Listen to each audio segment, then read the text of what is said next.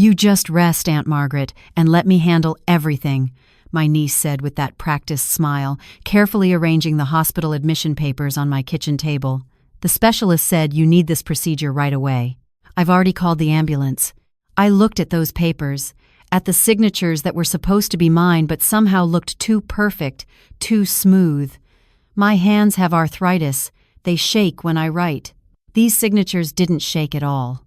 I was standing in my own kitchen, the morning sun streaming through the windows of the house I'd lived in for 40 years, and something felt terribly, terribly wrong. Before I could ask the questions forming in my mind, there was a knock at the door, but it wasn't an ambulance. It was my neighbor, old Mr. Chen from the herb shop next door, the man whose son I'd helped get his diabetes medication when insurance denied it.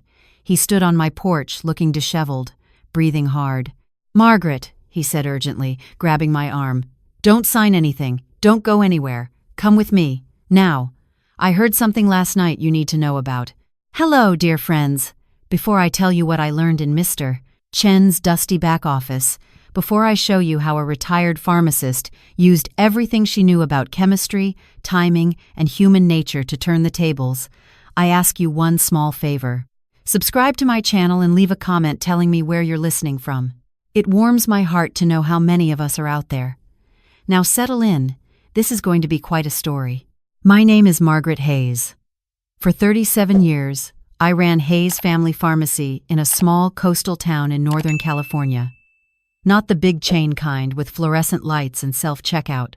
The old-fashioned kind where I knew everyone's name, their allergies, and which grandmother's recipe they were trying to fill. I compounded medications, I counseled patients, and I built something worth having. When my younger sister Emma died of cancer 6 years ago, I promised to take care of her daughter Bethany. Sweet Bethany, who'd shown up at my door at age 22 with tears in her eyes and nowhere to go. I gave her a job at the pharmacy. I taught her the business. I paid for her to finish her pharmacy tech certification. And when she met Ryan, a smooth-talking sales rep from one of the big pharmaceutical companies, I welcomed him into our lives too. I should have seen the signs earlier. I'm a pharmacist, trained to notice patterns, to catch dangerous interactions before they happen. But I was looking at prescriptions, not people. The first red flag came 6 months ago when Bethany started asking questions about my retirement plans. Not gentle questions about my future, but pointed questions about assets, about what would happen to the pharmacy, about whether I'd updated my will. The second flag was Ryan suddenly taking an interest in commercial real estate values in our neighborhood. Our little downtown was gentrifying fast. Tech money from San Francisco was spilling north, and buildings that had housed family businesses for decades were being snapped up, gutted, and converted into artisanal coffee shops and boutique fitness studios. The third flag was 3 weeks ago when Bethany insisted I see a new doctor. Not Dr. Martinez, who'd been my physician for 20 years, but a specialist in the city. "A neurologist," she said, because I'd been forgetting things. I hadn't been forgetting anything. My mind was as sharp as the day I passed my boards. But Bethany had examples ready. Times I'd supposedly left the stove on, forgotten appointments, repeated myself in conversations. All things I had no memory of because they never happened. But I went along with it because she seemed so concerned, so loving. My mistake. That morning, the morning Bethany showed up with hospital papers and a too bright smile, I'd been planning to spend the day reorganizing the pharmacy stockroom. Routine work, the kind that lets your mind wander. Instead, I found myself in Mr. Chen's cramped office behind shelves of ginseng and dried herbs, and what he told me made my blood run cold. "I was closing late last night," Mr. Chen said, his voice low.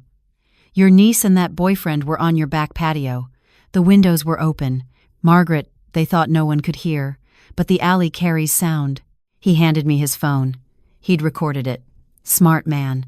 I pressed play. Bethany's voice came through clearly. "The hospital admission is genius, Ryan. Once she's under for the emergency procedure, we'll have 72 hours. That's enough time to get the conservatorship papers signed, transfer the pharmacy deed, and get the buyer's deposit." Ryan's voice excited. "And the doctor you found, he's solid? He'll sign off on the mental incompetence evaluation?" "Dr. Vance? Please." He owes me from that prescribing issue I helped him cover up. He'll sign whatever I need. By the time Aunt Margaret wakes up, she won't own anything. The pharmacy will be sold, the house will be in my name, and she'll be in a very nice, very secure memory care facility in Fresno. What if she fights it? Bethany laughed. Ryan, I've spent 6 months building a paper trail. Missed appointments she never had, medications she supposedly forgot to take. I've been documenting her decline to half the staff. Who's going to believe a confused old woman over medical records and family concern? I clicked off the recording. My hands, which had been shaking from arthritis, were now completely steady. Steady and cold. Thank you, Mr. Chen, I said quietly. What will you do? He asked. I looked at my reflection in the dark screen of his phone. 65 years old, gray hair pulled back in its usual bun, reading glasses on a chain. I looked like someone's grandmother. Someone's vulnerable, trusting grandmother. Perfect. I'm going to be very, very sick, I said, and I'm going to need your help. I didn't go back to my house. Instead, I went to the one place I knew Bethany wouldn't think to look, the small studio apartment above the pharmacy that I'd kept as an office and sometimes crash space during long inventory nights. I climbed the narrow stairs, locked the door behind me, and sat down at my desk. A pharmacist's training is all about precision. You learn to measure exactly, to verify everything, to never trust assumptions. You learn that timing is everything, that the wrong dose at the wrong time can be the difference between healing and harm. And you learn to document everything, because if it's not written down, it didn't happen. I opened my laptop and started going through files I'd backed up from the pharmacy's computer system. 6 months of Bethany's activity. At first glance, everything looked normal. But when you know what to look for, when you understand the patterns, things start to stand out. Prescriptions that had been voided and reissued. Inventory discrepancies that had been explained away as counting errors. Insurance claims for medications that patients insisted they never received. Small things, individually meaningless. Together, they painted a picture of systematic theft. Bethany had been skimming. Not a lot, just enough to stay under the radar. A few pills here, a reimbursement there. Over 6 months, it added up to nearly $15,000. But that wasn't enough for her. The pharmacy itself was worth 10 times that, maybe more with the property value. And I, trusting fool that I'd been, had made her the secondary on my business accounts, gave her power of attorney for pharmacy operations in case something happened to me. She'd been planning this for 6 months, building her case, establishing my incompetence, finding the right people to help her pull it off. Well, 2 could play the documentation game. I spent the rest of that day making copies. Financial records, security camera footage, prescription logs, everything. I uploaded them to a secure cloud storage account Bethany didn't know existed. Then I made some calls. The first was to Eleanor Martinez, my doctor, a woman I'd known for 2 decades who I'd helped manage her father's end-of-life care. I told her everything. She was furious. Margaret, those hospital papers, let me see them. I'd taken photos before I left. I sent them to her. This is Dr. Kenneth Vance's signature, she said. I know him. He's been under investigation by the medical board twice for questionable diagnoses in conservatorship cases. If Bethany's working with him, this is bigger than just you. Can you help me? Can I help you? Margaret, you've been my patient for 20 years. Your cognitive function is perfect. I'll put that in writing, and I'll call the medical board about Vance. What else do you need? I smiled. How are you at acting? The second call was to my lawyer, Richard Chen, Mr. Chen's son. Yes, the same young man I'd helped with his diabetes medication. He was a public defender now, had connections everywhere. Aunt Margaret, he said. We weren't related, but he'd called me that since he was 12. This is elder abuse. This is fraud. We can call the police right now. No, I said. Not yet. If we call the police now, Bethany will just claim it's a misunderstanding. She'll have that doctor friend of hers say, I'm confused. She'll cry and say she was only trying to help. I need more than suspicion. I need proof of intent. What are you thinking? I'm thinking that if someone believes you're helpless, you should let them believe it. People get careless when they think they've already won. Richard was quiet for a moment. You want to set a trap. I want to let her walk into one. Over the next week, I became exactly what Bethany wanted me to be: confused, vulnerable, declining. I stayed in the studio apartment, but I made sure to be seen around town looking disheveled, talking to myself, seeming forgetful in conversations. It wasn't hard. I'm a good actress when I need to be. Comes from years of staying calm while giving bad news to patients. Mr. Chen spread the word that I'd been having episodes. Dr. Martinez made a show of increasing my medications for anxiety and memory, prescriptions she wrote but I never filled. The pharmacy staff, who Bethany had been poisoning against me with her fake stories, started to believe maybe there was something wrong with Mrs. Hayes after all. Bethany, meanwhile, was moving forward with her plan. Through the security cameras I still had access to remotely, I watched her meeting with commercial real estate agents. I saw her lunch with Dr. Vance, saw them going over documents at a corner table, thinking no one knew them. I tracked every move.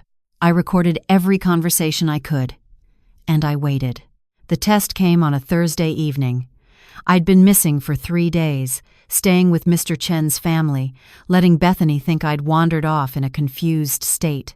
I knew she'd be worried, not about me, but about the timing. Her buyer was getting impatient. The conservatorship hearing was scheduled for the following week. I called her from a burner phone I'd bought, made my voice weak and scared. "Bethany? Honey, it's Aunt Margaret. I'm lost. I don't know where I am. I'm at some bus station, I think. Everything looks strange. Can you come get me?" There was a pause.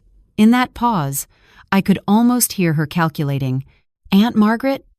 Where are you exactly? I'm scared. I don't have my purse. I don't have money. Please come get me. I'm at the station near the highway." Another pause. "Aunt Margaret, I can't right now. I'm in a really important meeting. Can you take a taxi? I'll pay for it. I don't have money for a taxi. I told you, I don't have my purse. Bethany, please. I'm frightened. It's getting dark." I heard her exhale, impatient. "Look, just stay there.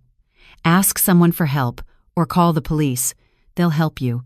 I really can't leave right now." "But honey." "Aunt Margaret, I have to go. Figure it out. You're a grown woman. You can ask someone for directions." She hung up. I sat in Mr. Chen's back office, looking at the phone. Richard was there with me, had heard the whole thing on speaker. "She just left you at a bus station," he said quietly. "She left her confused, frightened aunt alone at a bus station with no money," I corrected. "The aunt she's claiming to protect. The aunt she supposedly cares about so much she's seeking conservatorship for her own good. You want to document this?" I nodded. "Call the police. Report a vulnerable adult abandoned at a bus station. I want an official report. Then call Dr. Martinez. Tell her it's time for phase 2. The next morning, I showed up at the pharmacy. I'd made myself look terrible, deliberately. Mismatched clothes, hair uncombed, confusion painted on my face. The staff stared. Bethany came out from the back, and when she saw me, her expression flickered through several emotions before landing on concern. But I'd seen that first flash. It was annoyance. "Aunt Margaret!" She rushed over, making a show of hugging me. "Where have you been? We've been so worried." I don't remember," I said, playing the part. "I was somewhere. There were buses." "Oh, Auntie." Bethany guided me to a chair, her hand firm on my elbow. "This is exactly what we've been worried about. These episodes are getting worse." She turned to the staff, who were watching with concerned faces. "I think it's time we seriously consider more intensive care. For her safety." That's when Dr. Martinez walked in. Perfect timing. "Margaret," she came over, medical bag in hand. "I got a call that you'd had another episode. Let me check you over." She made a show of examining me, taking my blood pressure, checking my pupils. Then she stood up and turned to Bethany. "Miss Hayes, could I speak with you privately?" They went to the back office. I stayed in my chair, but I'd placed my phone in my pocket, recording app on, and I'd hidden another recorder in that office 2 days ago, behind the filing cabinet. I heard every word. "Miss Hayes," Dr. Martinez said, her voice professional. "I've been Margaret's physician for 20 years. I need to talk to you about these reports of cognitive decline." "Yes, doctor. It's been so difficult to watch. The memory issues, the confusion. That's the thing, Miss Hayes. In all my examinations, I've found no evidence of cognitive decline. No memory issues, no confusion. In fact, Margaret's mental acuity is exceptional for her age. Silence. But the episodes. The wandering. She was lost at a bus station just yesterday. Was she? Because according to the police report, no one matching Margaret's description was found at any bus station in the county. But there was a 911 call made from your aunt's phone claiming she was lost and asking for help. You were listed as the emergency contact. The police tried to reach you. I was in a meeting. A meeting too important to help your supposedly confused aunt? The aunt you're claiming needs conservatorship because she can't care for herself? Dr. Martinez, I don't appreciate your tone. And I don't appreciate being asked to sign off on medical documentation for a Dr. Kenneth Vance regarding a patient he's never actually examined. A patient who happens to be mine. I heard Bethany's breath catch. Margaret is my patient, Dr. Martinez continued, her voice like steel. Any medical evaluation of her mental state goes through me. And I'm telling you, officially and for the record, there is nothing wrong with her mind. If you proceed with this conservatorship hearing, I will testify to that fact, and I will bring questions about why you're so eager to have your aunt declared incompetent. Bethany's voice changed, became harder. You don't understand the situation, Dr. Martinez. My aunt is elderly. She needs help. I'm her only family. Then why did you leave her at a bus station? I was. In an important meeting. Yes, more important than an elderly woman you claim is confused and vulnerable. That'll sound lovely in court. I heard footsteps, the door opening. Bethany came out, her face flushed. She looked at me, and for a second, the mask slipped. I saw anger there, cold and calculating. But I just looked back at her with my confused old lady expression, and the mask came back up. Come on, Auntie, she said, voice dripping with false sweetness. Let's get you home. That night, the final pieces fell into place. Richard called me. I've been digging into Dr. Vance. He's dirty, Margaret, really dirty. The medical board has files on him going back 5 years. He's signed off on at least a dozen questionable conservatorships, always for families that then quickly sell property. There's a pattern. And Bethany's involved? I contacted the other families. 3 of them remember a young woman who worked as a pharmacy tech who'd recommended Dr. Vance. Margaret, she's done this before. My blood ran cold. How many people has she done this to? At least 3 that I can confirm, probably more. She's got a system, work her way into an elderly person's life, usually through healthcare. Build trust, build a fake paper trail of decline, bring in Vance, file conservatorship, sell assets, move on. And Ryan, her boyfriend? He's a commercial real estate agent. He finds the buyers before the properties even hit the market. They're partners. This is their business. I sat down heavily. My niece, Emma's daughter, the girl I'd welcomed into my home and my heart. She was a con artist, a predator who targeted the elderly. Richard, I said quietly, I want them destroyed. The conservatorship hearing is in 3 days. I've filed to contest it on your behalf. Dr. Martinez will testify.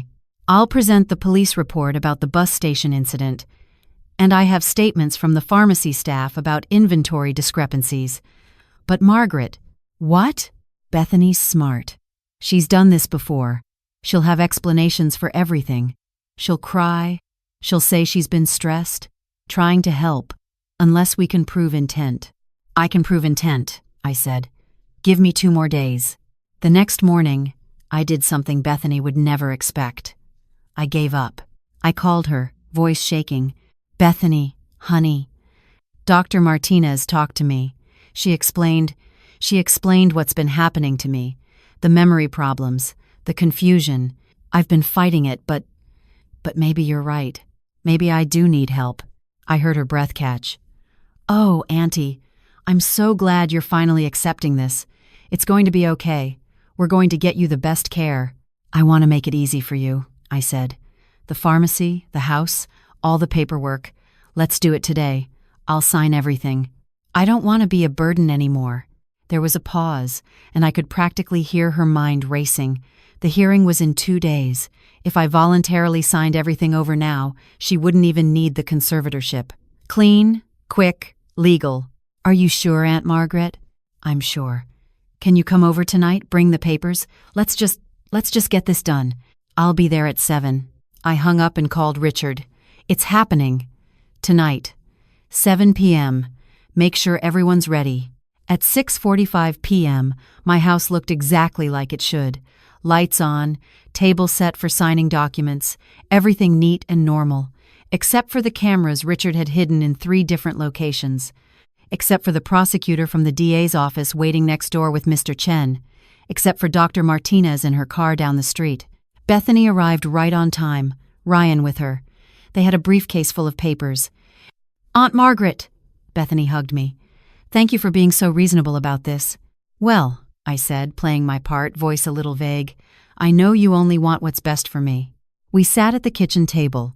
Ryan spread out the papers.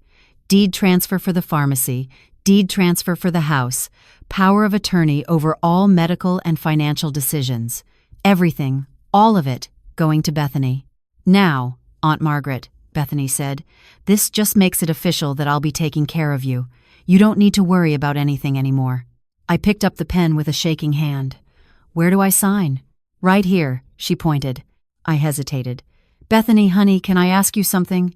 Of course, Auntie. Do you remember when your mother died? What I promised her. Bethany's expression softened, became genuine for just a moment. You promised to take care of me. I did. I promised to take care of you like you were my own daughter. I gave you a job, a home, a future, everything I had. I know, Auntie. And I'm so grateful. I looked at her, really looked at her. Then why are you doing this to me? The room froze. Auntie, Why are you stealing from me? Why are you trying to have me declared incompetent? Why did you leave me at that bus station? Bethany's face changed. The sweetness drained away, replaced by something cold. You're confused, Aunt Margaret. You're having an episode. No, I said, my voice no longer shaking, no longer vague. I'm not. I've never been confused, not once. But you needed me to be, didn't you? You needed everyone to think I was losing my mind so you could take everything. Ryan stood up. Maybe we should come back another time. Sit down, I said, and something in my voice made him sit. We're not done here. I reached into my pocket and pulled out a small recorder. I pressed play. Bethany's voice filled the kitchen. By the time Aunt Margaret wakes up, she won't own anything. The pharmacy will be sold, the house will be in my name, and she'll be in a very nice, very secure memory care facility in Fresno. The color drained from Bethany's face. That's taken out of context. Is it? I pulled out my phone, opened the video file. Security footage from the pharmacy, showing Bethany voiding prescriptions and pocketing medications. Is this out of context too? You've been spying on me?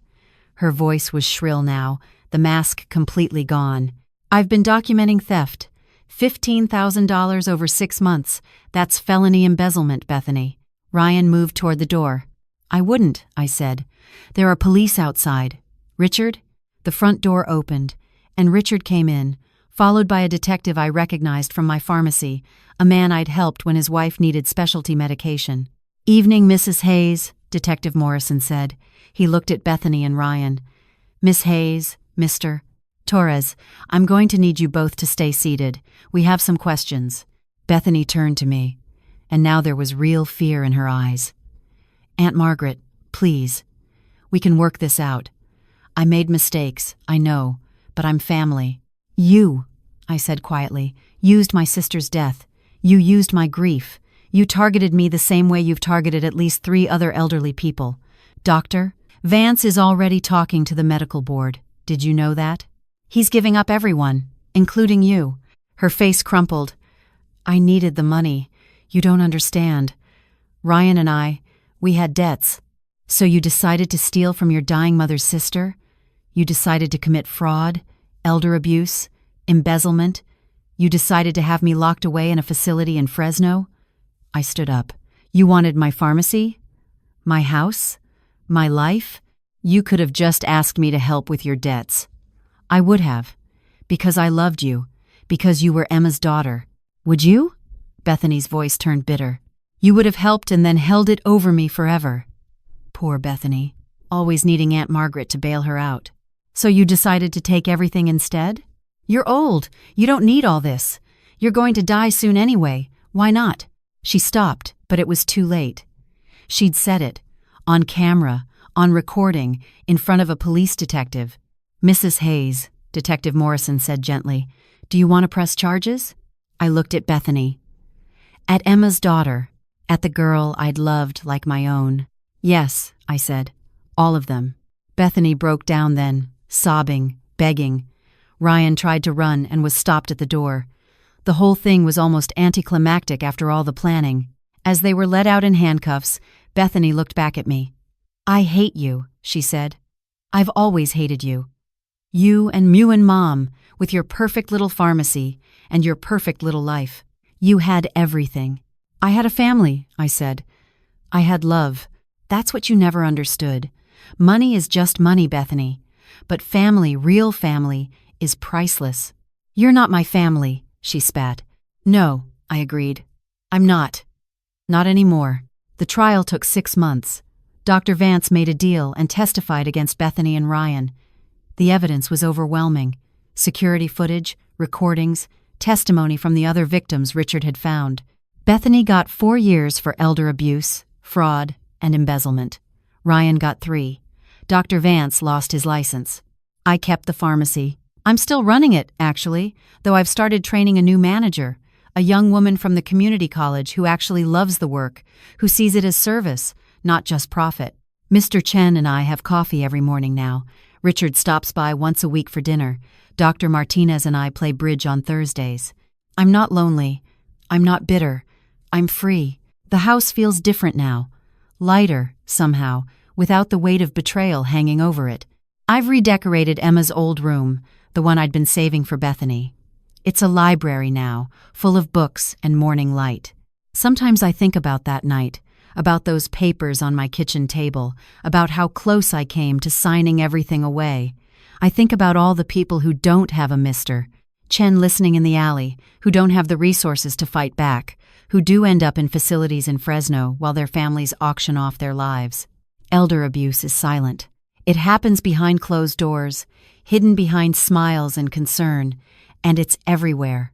So I started teaching classes at the senior center. How to protect yourself from family fraud. I show them what to look for, how to document, who to call. I tell them to trust their instincts. If something feels wrong, it probably is. And I tell them, you are not helpless. You are not confused. You are not a burden. You built lives, raised families, created value in this world. You deserve respect. You deserve safety. And you deserve to keep what's yours. Last week, a woman came to one of my classes. She was crying. Her son had been pressuring her to sell her house, said she was getting forgetful, couldn't live alone. But she didn't feel forgetful. She felt fine. I sat with her afterwards, helped her document everything, connected her with Richard. We're handling it. She's going to be okay. Because here's what I learned through all of this. Predators count on silence. They count on shame. They count on elderly people being too proud or too scared to fight back. But I wasn't silent. I wasn't ashamed, and I definitely wasn't too scared. I was a pharmacist. I understood chemistry, timing, and precision. And I understood that the best medicine for betrayal isn't bitterness. It's justice. Now, my dear friends, I want to hear from you. Do you think I did the right thing? Should I have given Bethany another chance, paid off her debts, forgiven her? Or was I right to press charges and let her face the consequences of what she did? Write in the comments. Tell me where you're listening from and what you would have done. Because these stories, these lessons, they matter. They might help someone else who's going through this right now. If this story touched you or made you think, please like this video and subscribe to the channel.